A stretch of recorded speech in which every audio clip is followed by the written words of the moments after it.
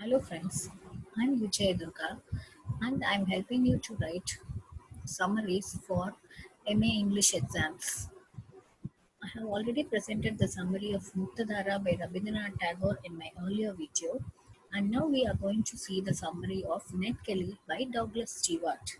As you all know, under the drama genre section we have four units: Ned Kelly by Douglas Stewart, Muktadhara by Tagore, and Laran Sahib by Gurucharan Das, The Lion and the Twelve by Oli Soyinka.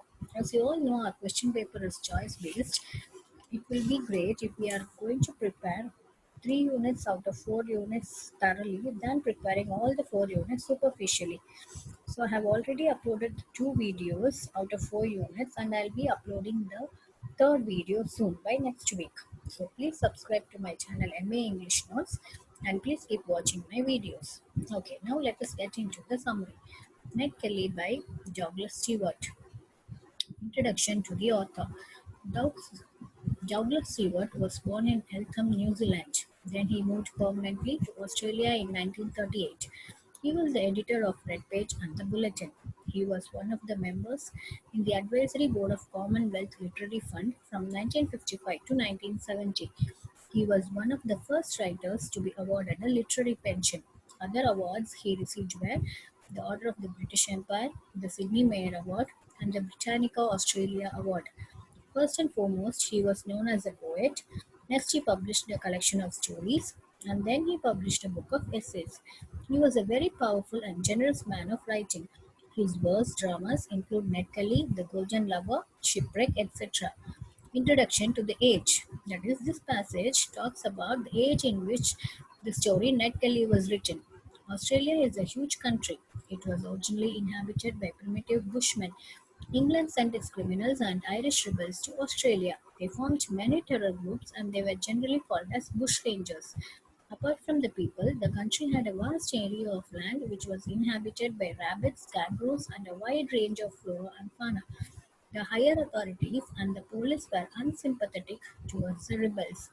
Sometimes the harsh treatment of the authorities made the youngsters rebels.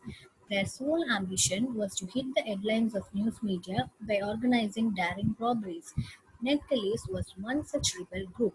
They struck terror in the hearts of peace loving people. Character sketch of Ned Kelly. Now let us see which are the important characters of Ned Kelly.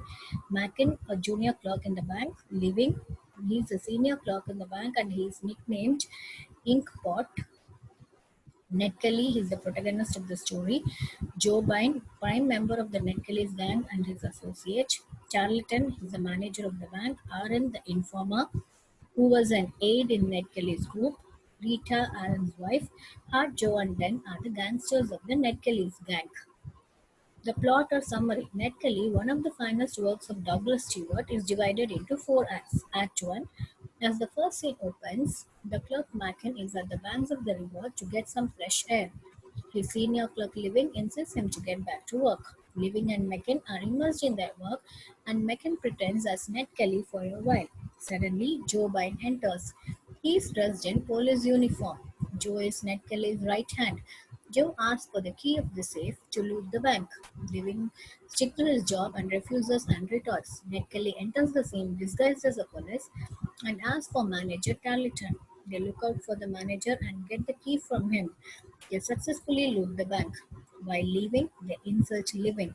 This is Ned Kelly Gang's second robbery, and this gives them courage, fun, and thrill. Act 2. In the next scene, Kellys enter the bar of Royal Hotel. They take hostage of the citizens there and demand a ransom. The Kellys gang teases and threatens the men by turns, but they are not cruel. They maintain a certain code of conduct and are chivalrous. Joe is attracted by the barmaid and tries to kiss her often. Grubble, the village man, enters the bar without knowing what is going on. He is teased by the Kellys. Gribble declares, I'm not interested in your insults. They don't allow him to speak and announce that they want some fun and sport. They would like their story to appear in the newspapers as headlines and they leave to meet the editor of the newspaper. During an earlier encounter, the Kellers had killed 3 policemen and they are hunted and outlawed by the police. So they live in hideouts constantly, relocating from one place to the other. Sometimes they live as groups and sometimes they live alone. The Kellys don't care about the civil code or the outlaws. Gribbles compares the quiet, graceful, orderly traditional life of the English with that of the Australians, who suffer not only nature's anger but also the foul threats and killings of the gangsters. He says thus: Australia is the violent country. The earth itself suffers, cries out in anger against sunlight. He humbly wishes killers not to kill or harm anyone for sport. Hundreds of women, children, and men live in terror while the outlaws suffer the lives of hunted beasts. The second act takes us to the hilly areas in June. There is a hut which has only one room. It is dirty. The bushrangers live hiding in bushes. They are not happy of the ill-gotten wealth. They live in constant fear and doubt. They doubt each other and the trap. Among the killers, Ned is its brain and Joe is a daredevil figure and a poet. He writes a beautiful poetry about the restless situation that they undergo. He states that he doesn't like the restless life anymore. Joe and Hart start conversing about Aaron Sherritt. Aaron was once their aide and has now turned into an informer and leads a decent life with his wife Rita. Aaron is attracted by the £8,000 announced by the police as the ransom to anyone who helped in capturing Kellis. Joe has a soft corner for his schoolmate and wants to excuse him. Hart doesn't agree and they have a wordy duel. Ned enters the scene. He states that even he doesn't like to lead a life playing hide and seek. He is sure that they will be caught one day or the other and will be hanged by the police. Ned suggests one final encounter at a magnanimous level which will set the country in a blaze. Joe says that Ned has gone mad and he is adding more sins to his conscience, which is already scarred. The gangsters take quick decisions and unanimously decide to encounter the police. They choose the place Glenrowan as it is the spot where their plans can be easily carried out. Den and Joe warn Ned that their plan is big and dangerous. They pass a comment that they would become ash before the fire burns. Joe suddenly changes his mood and wishes to support Ned. He makes plan to kill his cobbler Aaron. Dan and Joe go to kill Aaron while Hart and Ned go to Glenrowan to set the spot ready. Act 3. In Act 3, three policemen are sleeping in the only bedroom in Aaron's hut. Rita and her mother advise Aaron to tell about the whereabouts of Kellis to police. Aaron is on the bed of death as he is awaiting danger from both sides, Kellis and the police. He is sure that the Kellis gang will attack him soon, and the police is also giving him pressure, asking for more details. He hasn't got the award yet, as Kellis are not yet captured. Aaron leaves the hut at night to sleep into the bushes. One fine day, Joe knocks the door of the hut and Aaron peeps out. Aaron is shot dead by Joe. At the railway embankment near Glenrowan, Ned and Hart encounter three railway men. Act 4. It is in Glenrowan. The scene of action takes place in the bar of Mrs. Jones' hotel. There is fun, merriment, and laughter. Joe is singing the popular song The Wild Colonial Boy, which is that of a bush ranger of the past. Several men, including very important persons, are taken as hostages. The schoolmaster is in the hostage is repeatedly requested to take away his sick wife from the scene of action. Ned is moved by the police, but Joe refuses. The barmaid calms the drunken Joe to sleep.